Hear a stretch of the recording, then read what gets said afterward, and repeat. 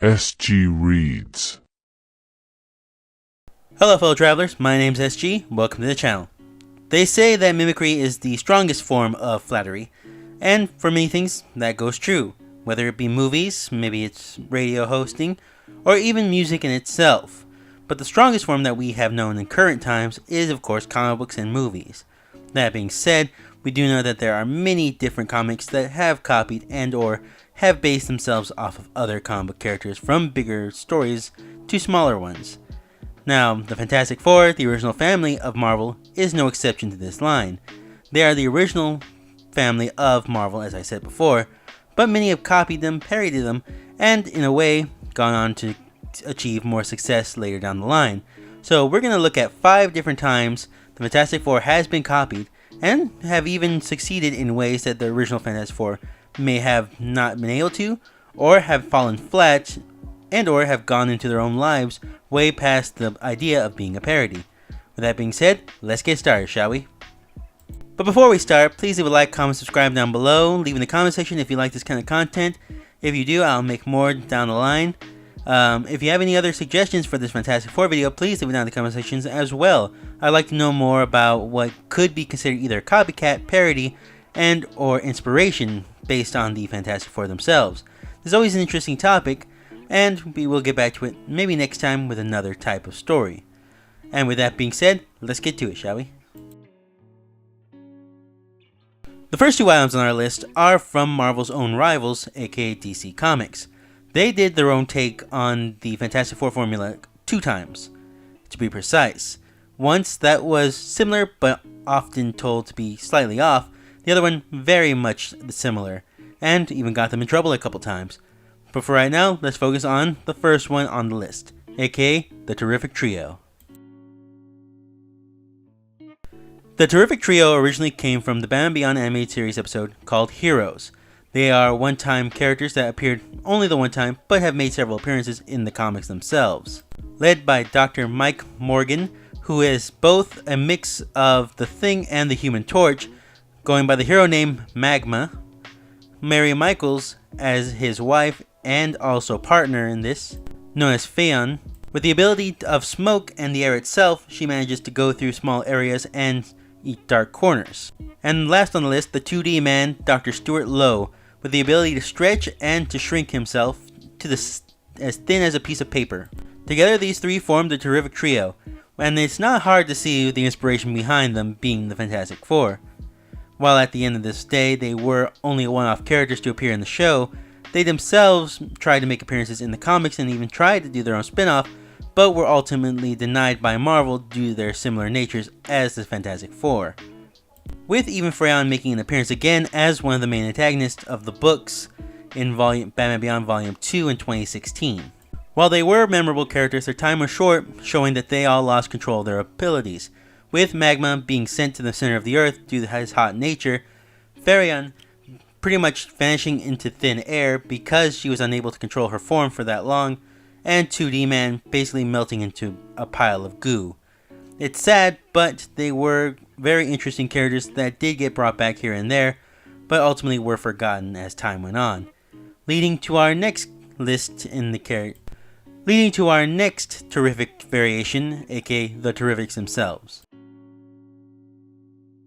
In 2018, after the death metal series of the Dark Multiverse saga had ended, we were introduced to the Terrifics, DC's answer to the Fantastic Four once again, this time consisting of known characters throughout the series, of course with Mr. Terrific as our main scientist and main lead in some points, Metamorpho, Phantom Girl, and of course the one and only Plastic Man, often known for their interesting dynamic, while at the same time having stories that involve characters that haven't been brought up in a very long time, such as Tom Strong, the T-Council, and various other villains, bringing back Bizarro, Lobo, Parasite, villains you wouldn't really see interacting with most of these characters, and even Phantom Girl herself is meant to be in the Legion of Superheroes.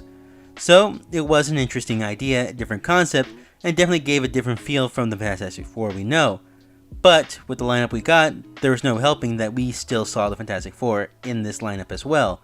Metamorpho being the stand-in for the Thing, Plastic Man for an unsmart version of Reed Richards, Phantom Girl being Sue Storm, and of course Mr. Terrific being a mix of Reed Richards' intelligence and Johnny Storm, with the personality of Johnny Storm being sent to Plastic Man.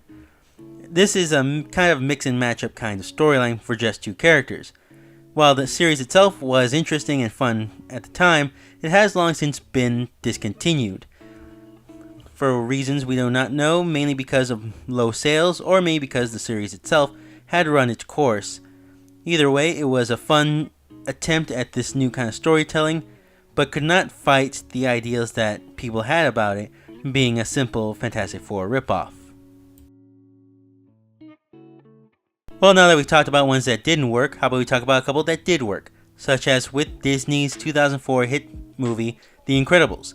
The Incredibles was definitely meant to be an answer to the Fantastic Four, can a family superhero movie work?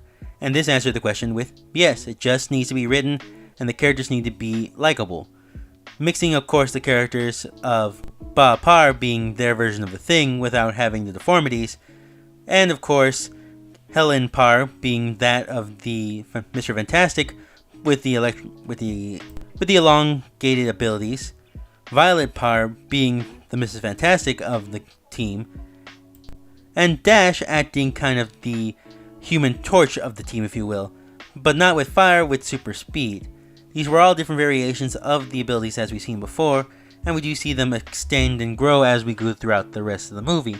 Now, this is a chance that it did work better than most versions of the Fantastic Four movies worked. Even some of the series didn't seem to work as well as this did. So this would definitely have to be one of those ripoffs that not ended up as a ripoff, more of its own entity. Ended up being its own project, ended up being its own world and its own life. Even when you look at the world that surrounds The Incredibles, it's based on the 1960s version of the Fantastic Four, or if you want, the 1970s. That again goes alongside with the original appearance of the Fantastic Four themselves. So with that being said, they are one of the highlights of a Fantastic Four project being able to work without it really being the Fantastic Four. Now, when you think of representation, most of the time people think of parody. Parody being the mocking and or kind of lampooning of a series and or movies. Now, the Venture Brothers are known to be the master classes in this field, mainly because they do take regular items of our childhood such as Johnny Quest, Batman, or things like that and kind of twist it to this jokey kind of form, or even a darker form. Think of it like before The Boys was The Boys came the Venture Brothers. Now, they were originally just a parody series, making fun of things that were popular, and the Fantastic Four were no short of that themselves, making the Impossible Family possible. The Impossible Family were the answer to the Venture Brothers that kind of added this superhero tone, mainly because of the original Fantastic Four series in the 1960s, 70s, and 80s. Now, all the attributes are still there. We still have Professor Impossible being our Mr. Fantastic character, Sally Impossible as our Invisible Woman. We do have Cody still being our Human Torch, and Ned still being our Thing. But they are given twists, given personalities that seem more realistic compared to the original, with Sally Impossible being kind of a distraught housewife who is under the duress of her husband, who is more into science, again relating it back to more of the 1960s Fantastic Four series, where we do see that kind of dynamic still happening. We even see that they still have less control of their abilities than they would naturally have, such as Sally Impossible's invisibility doesn't turn her completely invisible if she doesn't want to. In fact, she has to completely focus to be able to be seen, and for her skin not to be see-through itself, into her muscles and such. Cody, himself as the Human Torch, cannot turn off his fires, and he can feel every ounce of the flame on his skin. Ned is just a walking callus, much more what we learned from the original Ben Grimm in the Fantastic Four, with the way we know about his anatomy being more of making his body into a callus. And Professor Impossible is just Professor Impossible, just with the stretching abilities. In fact, the other ones claim that he has it easier off than the rest of them, not being able to have to focus on being normal for a day. And when I say parody of the Fantastic Four, this originally started as a parody of Fantastic Four, meant to be one-off, and maybe here and there signs of them coming in and out. But as time went on, they became more crucial elements of the series, becoming regular characters and even main factors in some storylines. So this is definitely one of those factors that they are in fact just the Fantastic Four, just kind of altered, but they have their own personalities, their own likes, their own wants, and their own ways of thinking of things that make them far beyond that of a parody and far beyond that of a copycat. They became their own entity and they became one with their own world. So this is another chance of them becoming their own thing, even though they were the copycats of the Fantastic Four. Well, now that we've done two that weren't so successful, two that were very successful, I want to talk about one that was weirdly non-successful yet non-unsuccessful at the same time. In fact, you could call this a flop, but this is just one of those ones that I wanted to talk about. And this being, of course, No Ordinary Family. This was a television series on ABC back in 2010 to 2011, lasting only about one season at the most. This consisted as Michael Chiklis as James. He is acting, of course, as our Thing character with his super strength, and of course his weakness being agility.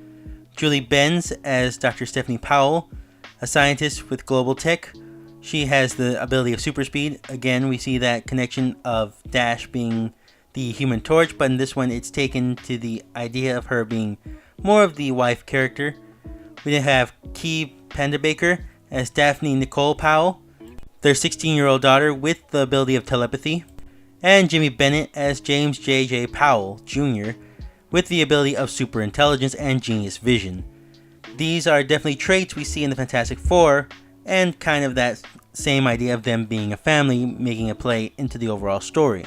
Their story was that they were on a family bonding trip to the Amazon rainforest when their plane suddenly malfunctioned, landing them into the Amazon River and granting them different kinds of abilities and powers when they got home and were rescued.